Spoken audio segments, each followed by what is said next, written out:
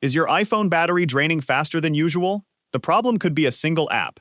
In this video, I'll show you how to find exactly which apps are using the most battery. Let's quickly check which apps are draining your iPhone's battery. Start by opening the Settings app. Scroll down and tap Battery. Wait a few seconds while your iPhone loads the battery usage information. You'll now see a list of apps along with the percentage of battery each one has used. Tap on any app to show activity to view how long each app has been active on screen or running in the background.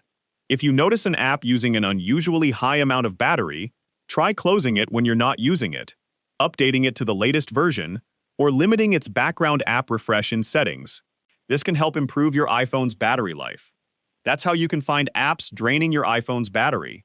If you found this video helpful, don't forget to like, subscribe, and turn on notifications for more quick iPhone tips.